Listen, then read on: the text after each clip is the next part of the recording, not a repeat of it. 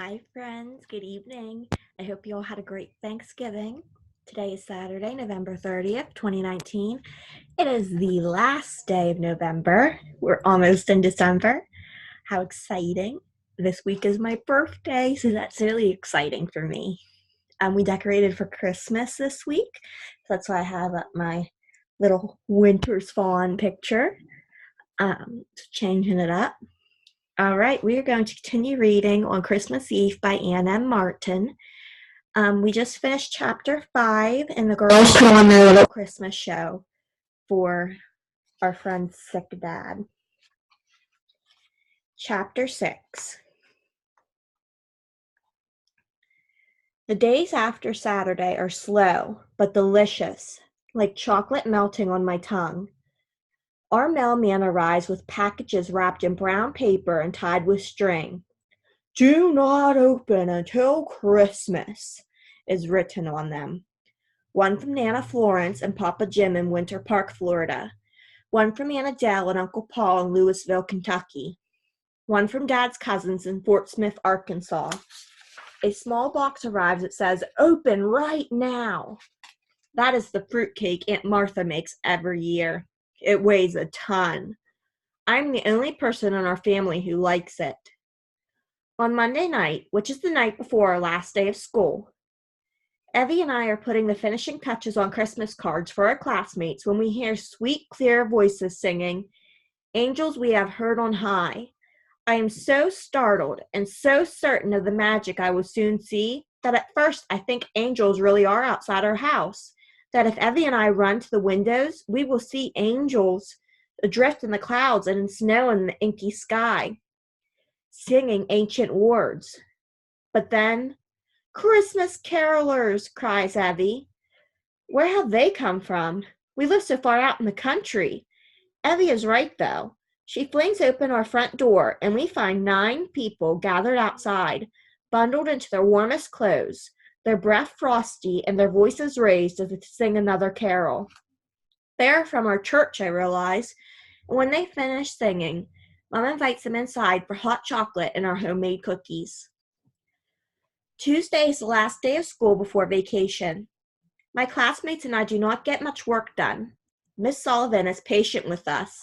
She reads a Christmas story called The Tailor of Gloucester, reads it to us from behind her desk, which is piled with the tins of cookies and small wrap packages we have brought her. Then we hand around the cards and things we have been making for each other. At the end of the day, I call goodbye to Sarah. Mr. Benjamin's doctor has decided that Sarah's father is to be allowed home until December 26th, and Sarah is trembling with excitement as she waits for her bus. "Goodbye, goodbye, Merry Christmas," Sarah calls back. Later, Evie and I jump off the school bus. As we run along the lane, Sadie comes flying through the snow to greet us, as if she knows it's a special day. The brings us back through our front door into the house with smells of gingerbread and feels like secrets. I awaken the next morning with butterflies dancing in my stomach and line the gray glow of another snowy morning. Tonight the magic will be revealed to me. I wonder how it will begin, what the first sign will be.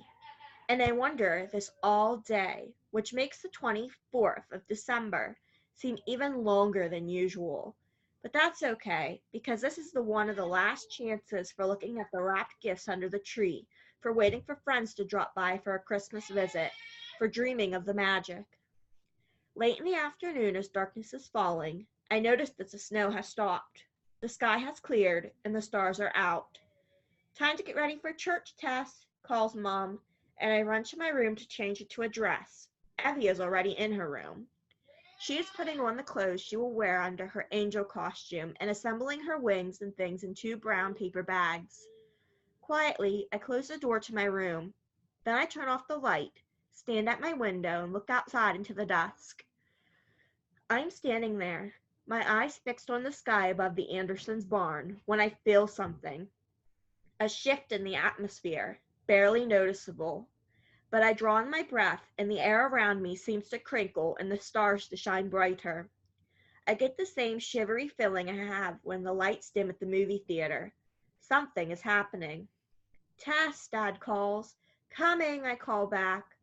I wriggle into the black velvet dress that Nana Florence made for me, pull on white tights and red shoes, and run downstairs. Mom and Dad and Evie and I pile into the car, and Dad drives us through the countryside and into town.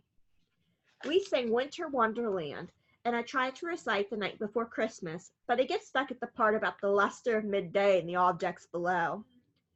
By the time we are parking behind the church, Evie's teeth are chattering, and she says she's not cold. She's nervous. But Evie, I say, you are the most realistic angel I have ever seen. Your halo really looks like it's floating over your head, and everyone will be able to imagine that you're standing in a cloud. Thank you, says Evie. Chatter, chatter, chatter. She is always nervous just before the pageant begins. Inside the church is warm and smells of evergreens. The Advent candles flicker and glow. Everyone is dressed up, and the little children are going to real church instead of Sunday school, so they are hushed and excited, standing in the pews until their parents tell them to sit down. I'll see you later, whispers Evie as she rushes off with her costume. Mom and Dad and I walk along the stone floor of the church, down the aisle, and find seats in the fourth rows of pews. I look at the place where our minister usually stands and talks. The pulpit is gone, and the front of the church is so dark that I can't even read the words about our Savior that I know are written there. I am peaceful, then excited as that shivery feeling comes over me again. In the balcony behind us, the organ starts to play. I hear the first notes of Silent Night.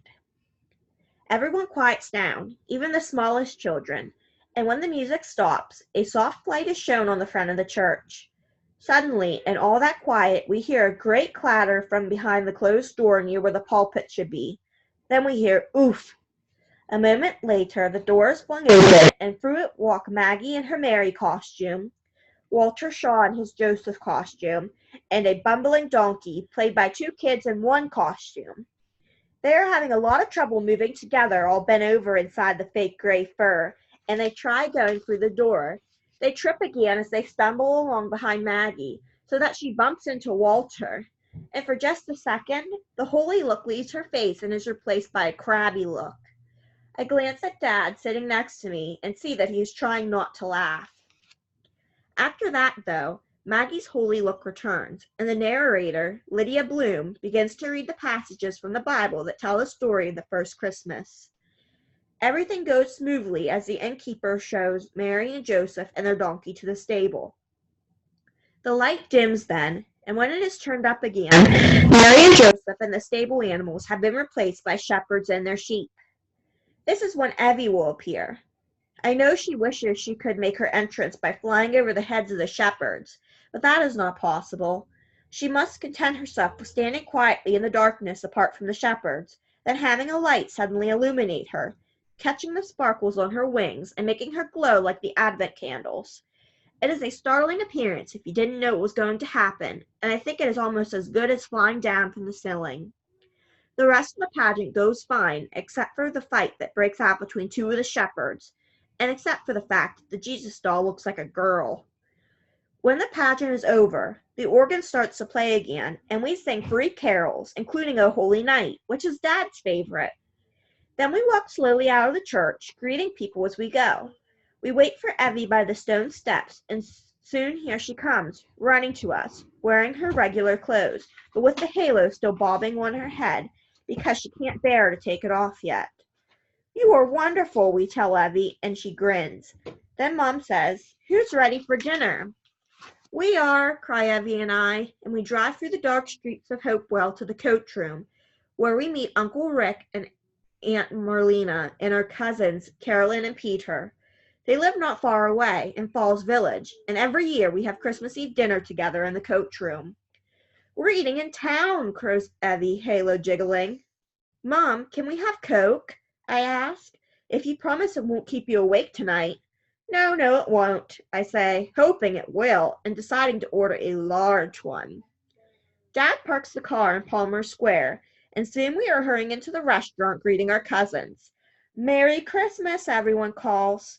I'm going to have French fries, says Evie, which is an eating in town treat. I'm going to have a cheeseburger, I say. No clam chowder? Asks Dad. Evie and Carolyn and Peter and I hold our noses and shake our heads, which reminds Evie to remove her halo. Later, when our town dinner is over and we are all full and happy, but too excited to be sleepy, we say goodbye to our cousins and wish them Merry Christmas again, and soon Mom and Dad and Evie and I are driving home. We know just what to do when we get there. Evie and I run to our rooms and change into our nightgowns, while Dad makes a fire in the fireplace and Mom turns on the tree lights and finds our old copy of The Night Before Christmas. The four of us sit in front of the fire, Sadie dozing with her head in my lap. We take turns reading the story of Santa's visit, and then we hang our stockings. Cookies for Santa, says Mom then, and Evie rolls her eyes, but I fix a plate for him, thinking instead of the present I have bought, the one I can give him myself later tonight. At last, Evie and I climb the stairs to our rooms, leaving Sadie asleep before the fire. I slip under my covers and lie in bed. I have pulled the window shade up so I can see outside.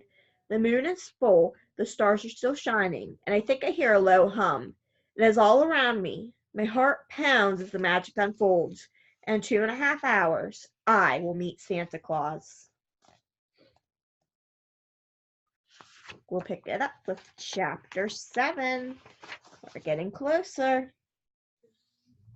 Good night.